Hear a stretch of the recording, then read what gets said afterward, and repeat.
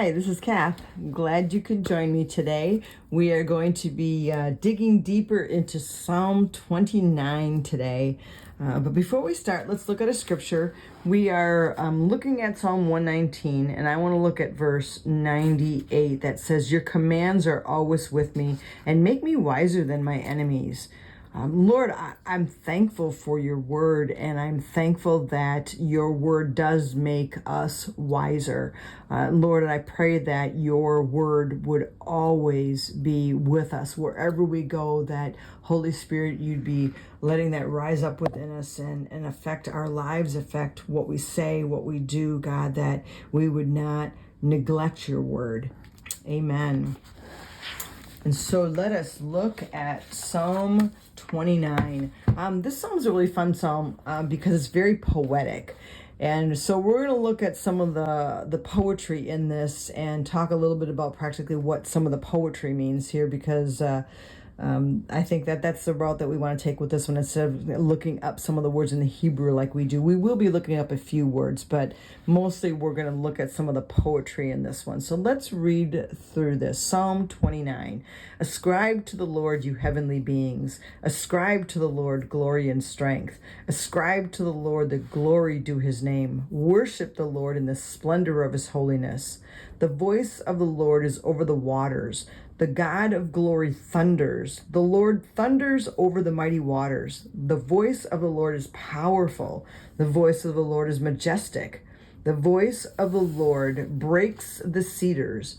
The Lord breaks in pieces the cedars of Lebanon. He makes Lebanon leap like a calf, Syrian like a young wild ox. The voice of the Lord strikes with flashes of lightning. The voice of the Lord shakes the desert, and the Lord shakes the desert of Kadesh. The voice of the Lord twists the oaks and strips the forests bare, and in his temple all cry glory. The Lord sits enthroned over the flood. The Lord is enthroned as king forever. The Lord gives strength to his people. The Lord blesses his people with peace. To me, this is just such a wonderful psalm of talking about the majesty and the might of God.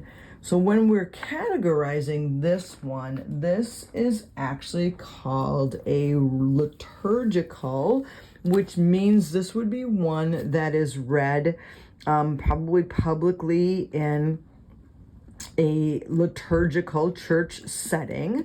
It's also called a royal psalm. So we're going to write down liturgical and royal. So the imagery throughout these verses describes like this mighty storm that is breaking out over the waters and sweeping across the land. And it really is showing like the majesty of God. And so this was probably often read aloud as a way to worship God. Now, the first thing when we're looking at this is I have to look up the word ascribe, because you see that word often here, and that is not a word that we use commonly in the English language. So I'm like, what does the word ascribe mean? So again, I'm going to underline it here, and then I'm going to come over here and I'm going to write ascribe. And this is exactly how I do it in my Bible, right next to it, so that I know when I'm referring back to it later, it's right there. So the word ascribe is Strong's 3051, and it's the word Yahab, and it means give. It just simply means give, which is interesting because I thought it meant something different. So ascribe. Give to the Lord, you heavenly beings. Give to the Lord glory and strength. Give to the Lord the glory due his name. That's what the word ascribe means. So he's saying the heavenly beings need to give to the Lord the glory that's due his name. And then he just says, ascribe to the Lord the glory due his name, worship him in the splendor of his holiness. I think here he's talking to people. So all of us need to be giving to the Lord the glory due his name. So then my mind goes to, okay, so what does the word glory mean? If I'm supposed to give him glory, I need to know what that word means. So again, we're going to come over here and we're going to write glory. And it is the Strong's number 3519. 18, and it's the word kabod. Kabowd, kabod. And there's actually kind of a long definition here, but so I'm going to kind of write a lot of it right down in here. It is a weighty person in society.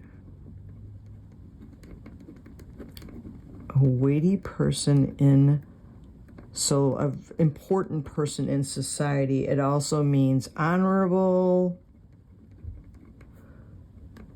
worthy of respect.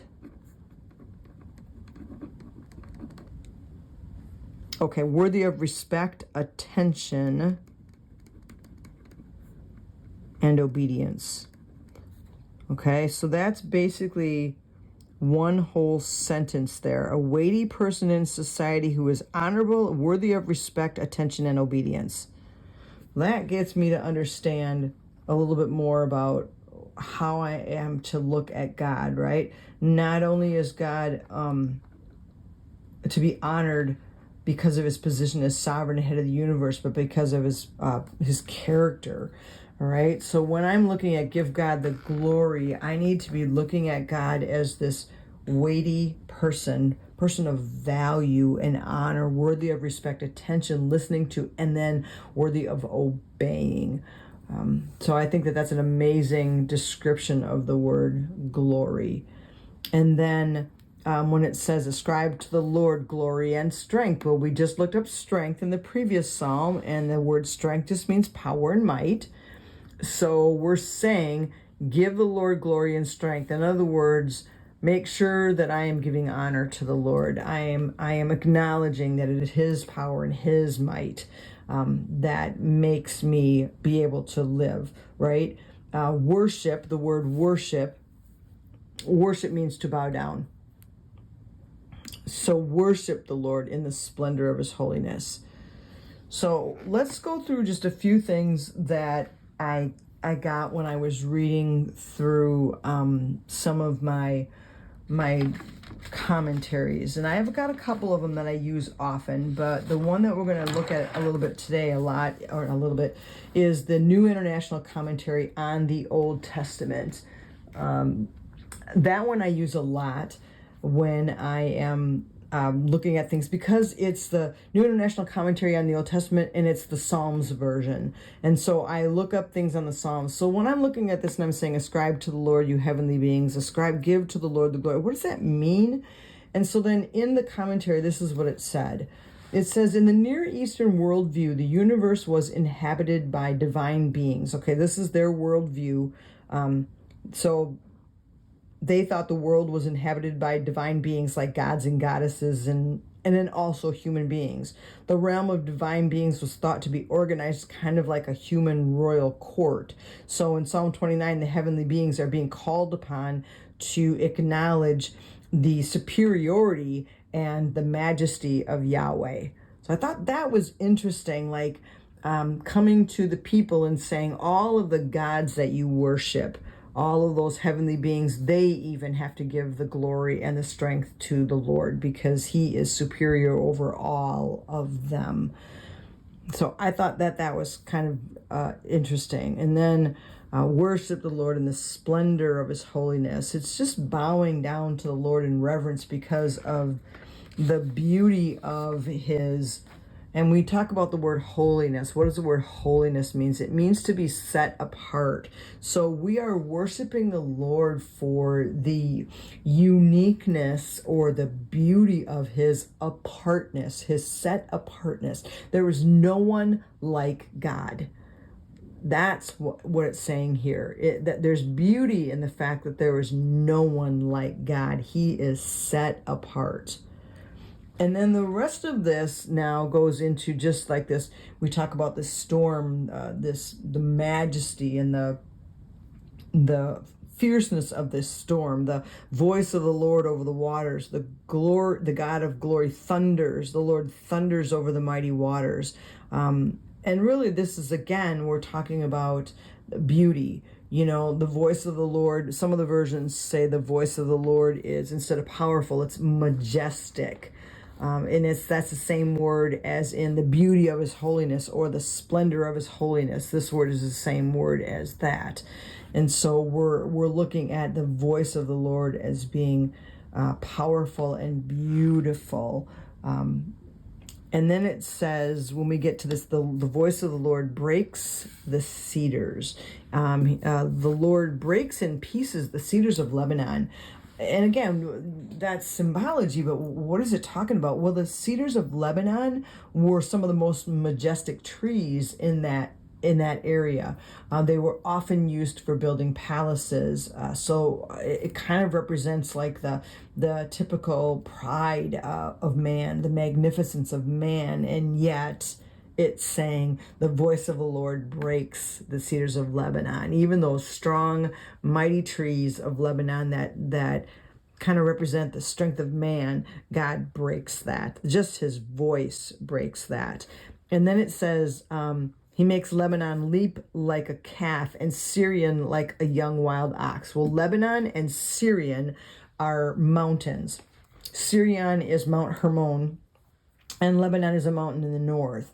And so he's saying that, it's saying here that the voice of God even makes the mountains move. And then it says here, the voice of the Lord shakes the desert, twists the oaks. Again, we see such a power here. The voice of the Lord strikes with flashes of lightning.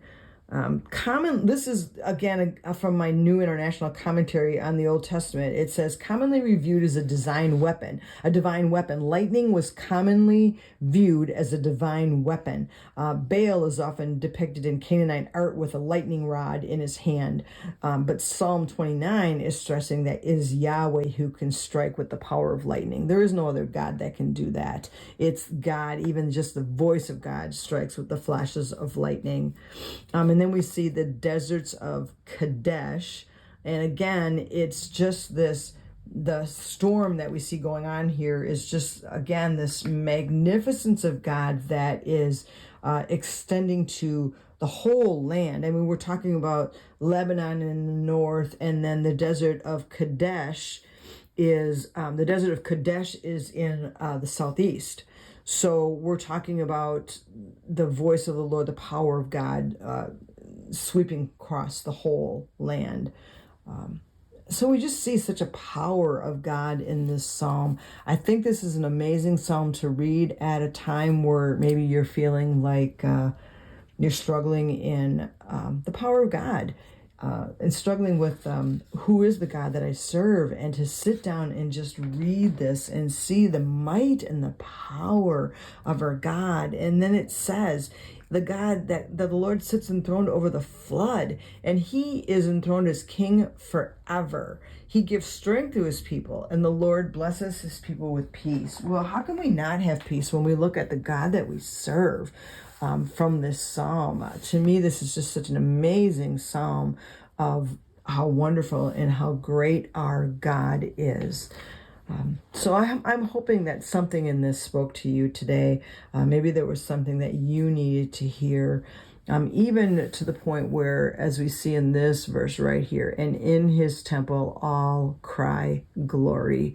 And that's how I want to pray for us today. Lord, I pray that as we come before you, that we would be a people that cries glory, Lord, that we acknowledge that you are a valuable, weighty person in our life, and we honor you and give attention to you and obey you because of who you are, God. You are mighty, and your voice, even just your voice, is all powerful. And we thank you for who you are. Amen. Well, thank you so much for joining me today in this short devotional on Psalm 29.